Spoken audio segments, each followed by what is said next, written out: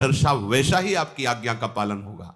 जिसके पक्ष में आप होते हैं तो राजलक्ष्मी, श्री, वैभव, सुख ये कभी दूर नहीं होता है, और जो आपसे विमुख होते हैं उनको कभी ये मिल भी नहीं सकता, मिला हुआ भी नहीं मिलने के समान ही है। आपकी आज्ञा के अनुसार चलने का जो केवल सोच लेता है वो परम सुख को प्राप्त हो जाता है। महाराज युधिष्ठिर, भगवद आज्ञा में चलना परम सुख में निमग्न होना है। प्रभु अब मुझे बिल्कुल चिंता नहीं है, मैं मान गया कि जरासंध मारा गया, क्योंकि आपने कह दिया। मैं राजस्व यज्ञ का नियम लूंगा, अब मेरा उत्साह बढ़ रहा है। नीति विधान के ज्ञाता, लोक विख्यात महामहिम श्री गोविंद, आपकी शरण लेने पर कौन सा कार्य सिद्ध नहीं हो सकता। सबके लिए उचित है कि वो आपका आश्रय लेकर के आपकी आज्ञा के अनुसार जीवन बिताएं। महाराज युधिष्ठिर कह रहे, कार्य की सिद्धि के लिए किसी और का आश्रय नहीं, आपका ही आश्रय लेना चाहिए। हे श्री कृष्ण, जो आपका अनुसरण करते हैं तो नीति, विजय, बल उसमें जागृत हो जाता है। नीति, विजय और बल उसके हृदय में जागृत हो जाता है, जो हे श्री कृष्ण आपकी आज्ञा का अनुसरण करते हैं। युधिष्ठिर के ऐसा कहने पर महातेजस्वी भगवान श्री कृष्ण अर्जुन भीमसेन जरासंध से युद्ध करने के लिए उसकी राजधानी की तरफ प्रस्थान किया और तेजस्वी स्नातक ब्राह्मण का रूप धारण किया। स्वस्ति वाचन हुआ, इंद्रप्रस्थ से मगध देश की तरफ प्रस्थान किया। एक ही कार्य के लिए उद्यत और युद्ध में कभी पराजित न होने वाले प्रभु श्री कृष्ण, अर्जुन और भीम ये चले। वो दोनों महात्मा महामहिम हैं। अर्जुन भगवान श्री कृष्ण ये महाप्रलय पर्यंत समस्त कार्यों के नियंता हैं। धर्म, अर्थ, काम, मोक्ष समस्त पुरुषार्थों के दाता हैं। यही ईश्वरों के भी ईश्वर हैं। गंगा और सोनभद्र नदी को पार करते हुए पूर्वाभिमुख होकर के आगे बढ़े। मगध देश की जो सीमा लगती थी उसमें प्रवेश किया।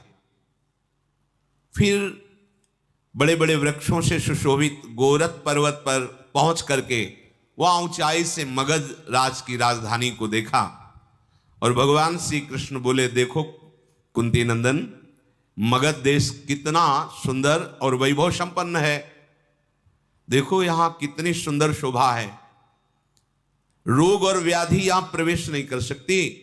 कोई भी महल ऐसा नहीं जो यहां रत्नों से ना बना हो। यहां अर्बुद नाम और चक्रवापी नाम के दो दिव्य नाग यहां राजधानी की रक्षा करते हैं जरासंध की। स्वस्तिक नाग और मणिनाग ये चारों तरफ घूमते रहते राजधानी के। यहां ऐसे नहीं कि सहज में कोई प्रवेश कर जाए। बड़ी सुरक्षित राजधानी है जरासंध की। चारों ओर से दुर्धर्ष वीरों के द्वारा सुरक्षित है। इसी से जरासंध बड़ा अभिमानी हो गया है।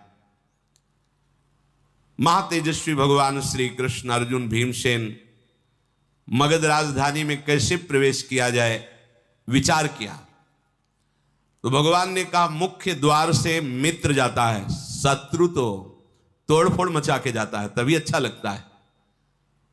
चैत्यक नामक ऊंचे पर्वत पर उसके शिखर में सदैव पूजन बृहद्रथ परिवार जरासंध के जन करते रहते थे। मगध देश की प्रजा चैत्यक पर्वत की चोटी पर पूजन करके मानो ये पर्वत पूरे नगर की रक्षा करता है, ऐसा भाव करके। वहां एक ऋषभ नाम का राक्षस आया हुआ था, तो महाराज बृहद्रथ जरासंध के पिता ने उसे मार करके उसकी खाल के 3 नगाड़े बजाए थे, और जब उनमें एक बार चोट कर दे तो महीने भर आवाज गूंजती थी। ऐसा वो बड़ा शुभ माना जाता था। भगवान ने भीम से कहा, पहले तीनों नगाड़ों को फोड़ दो।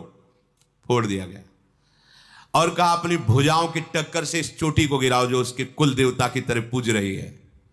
भीमसेन ने अपनी भुजाओं की टक्कर से परकोटे पर आक्रमण करके उसे गिरा दिया।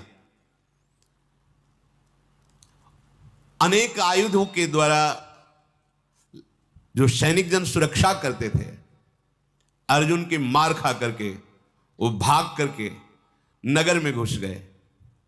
विशाल शिखर को ढा करके मानो मगध देश की प्रतिष्ठा पर चोट की गई हो, और सुंदर सुंदर गंध पुष्प मालाएं धारण की भगवान ने।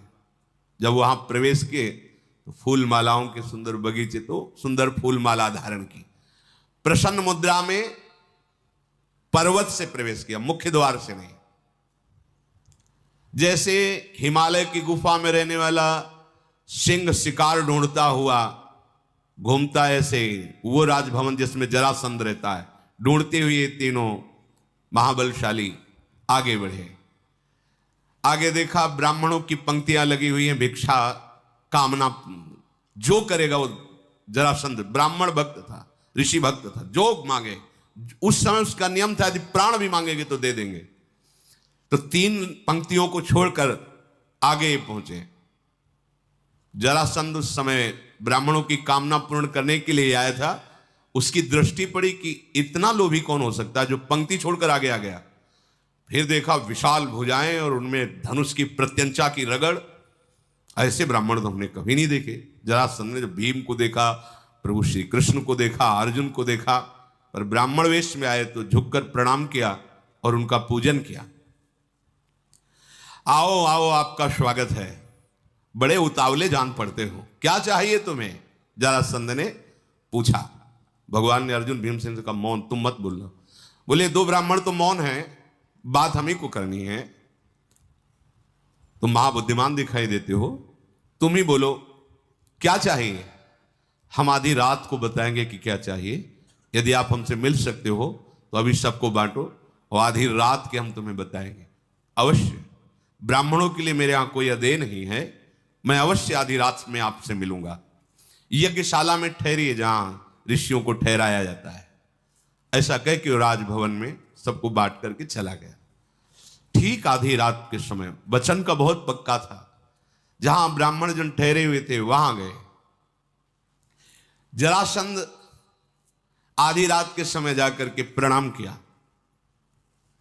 हां, तुम तीनों को देखकर मुझे ऐसा लग नहीं रहा कि तुम ब्राह्मण हो। प्रणाम करने के बाद मुझे लग नहीं रहा कि तुम ब्राह्मण। अब कोई जरासंध बुद्धिमान रह जाएगा, ऐसा थोड़ी कि कोई मूड हो। जरासंध जब ऐसा बोला, तीनों खड़े हो गए, भगवान श्री कृष्ण, अर्जुन और भीम। और कहा, महाराज महाराज, आपका कल्याण हो, कल्याण हो, जैसे ब्राह्मण लोग करते हैं। भगवान श्री कृष्ण, हाँ हाँ, हम समझ रहे हैं। तीनों की किसी भी तरह से कोई एक लक्षण भी नहीं दिखाई दे रहा कि तुम ब्रह्म ऋषि हो, ब्राह्मण हो। मांगने क्या आए हो इस रूप में, क्या चाहते हो? बैठ जाओ, घबराओ मत। जरासंध ने ऐसा, बैठ गए। उसने कहा, पहली बात समझ लो, मेरे यहां जो मांगने आता है उसके लिए अदेय नहीं है। मैं सत्य प्रतिज्ञ हूं, जो प्रतिज्ञा करता हूं वैसा ही पालन करता हूं। विपरीत आचरण आप में दिखाई दे रहे हैं, भेष कुछ और है, उद्देश्य कुछ और नजर आ रहा है। मेरे में विपरीत आचरण नहीं मिलेगा। बताओ, ये स्नातक वेश धारण करके हमारे पास क्या निमित्त बना के आए हो? क्यों? क्योंकि तुम्हारे में सुगंधित माला पहने हुए हो, ऐसे अच्छे वस्त्र पहने हुए हो जैसे ब्राह्मण नहीं पहनते। तुम्हारे चलने का ढंग ऐसा है कि जो राजाओं जैसा है। तुम्हारे बोलने का ढंग ऐसा है जिसमें अभिमान झलक रहा है, गर्व झलक रहा है। ये सब लक्षण ब्राह्मण के नहीं होते। तुम्हारी भुजाओं में चिन्ह दिखाई दे रहे धनुष की प्रत्यंचा के। मैं निश्चित कह सकता हूं कि आप लोग क्षत्रिय हैं, पर मेरे डर से ब्राह्मण बन के आए, तो बोलो क्या चाहिए? जरासंध ने ऐसा कहा। रंगीन कपड़े पहने, रंग बिरंगे माला पहने, चंदन लगाए, ऐसी शोभा आपको नहीं देती। चैत्रक पर्वत के पूज्य शिखर को तोड़कर मेरा अपराध करके भय नहीं धारण कर रहे तुम? कौन हो तुम? प्रायः ब्राह्मणों में तो वाणी की पटुता होती, लेकिन तुम्हारी भुजाओं की बलवृत्ति देख रहा हूं। मेरे यहां उपस्थित हुए हो, मेरी पूजा जो हमने ब्राह्मणों को दी, वो तुम्हारी पूजा की प्रयोजन बोलो। जरासंध के ऐसा बोलने पर प्रभु ने अर्जुन और भीम को कहा, तुम चुप रहना, कहीं बात बिगड़ न जाए। भगवान श्री कृष्ण ने कहा, हाँ हाँ, तुम जैसा बोल रहे हो बिल्कुल ठीक वैसा ही है। तुमको इससे क्या मतलब कि हम ब्राह्मण हैं कि क्षत्रिय हैं कि वैश्य हैं? अरे पुष्प धारण करना तो स्त्रीवानों का लक्षण है। हम लोग पुष्पमाला धारण की तो कोई दोस्त थोड़ी धारण की, उसके अधिकारी हैं। और देखो तुमने जो पहचान की, पक्की पहचान की, हम क्षत्रिय हैं, हमारा बल भुजाओं में होता है। बृहदत्त नंदन, हम भिक्षा मांगने आए हैं, कोई रत्नों की नहीं, अन्न की नहीं, तुम्हारे प्राणों की। हमसे द्वंद्व युद्ध करो, तीनों में से किसी एक से। शत्रु के यहां जब जाया जाता है तो दरवाजे से नहीं जाया जाता, ये धर्म कहता है। इसलिए हमने तोड़ फोड़ करके तुम्हारे यहां प्रवेश किया। जब मित्र जाता है तो धर्मतः दरवाजे मुख्य द्वार से जाता है। हम तुम्हारे मित्र नहीं है, शत्रु हैं। और शत्रु पूजा ग्रहण नहीं करता, इसलिए मैंने तुम्हारी कोई भी पूजा ग्रहण नहीं की। इसीलिए आधी रात को कहा कि सब ब्राह्मणों से अलग मैं तुमसे मिलूंगा। जरासंध बोला, अच्छा तो तुम वैर भावना से आए हो, पर मुझे एक बात बताओ, मुझे ऐसा याद भी नहीं आ रहा कि हम कभी तुम तीनों का अपराध कोई किया हो, तो हमसे वैर क्यों करते हो? जब मैंने अपराध ही नहीं किया तो तुम मुझे शत्रु मानकर ललकार क्यों रहे हो? मैं सदैव अपनी इंद्रियों को वश में रखता हूं, स्वधर्म आचरण में कभी त्रुटि नहीं होने देता, तो आप लोग मुझे अपराधी कैसे साबित कर सकते हैं? भगवान श्री कृष्ण ने कहा कि राजा का धर्म होता है संपूर्ण पृथ्वी को सुखपूर्वक जीने की इच्छा से जो है उनको सुविधा देना। तुमने ऐसा कार्य किया, 20,000 राजाओं को बलि देने के लिए बंदी बना लिया। क्या बलि देने का ऐसा प्रयोजन कहीं है? अरे एक राजा दूसरे राजा की युद्ध में हत्या कर सकता है, पर कैद करके उन्हें रुद्र देवता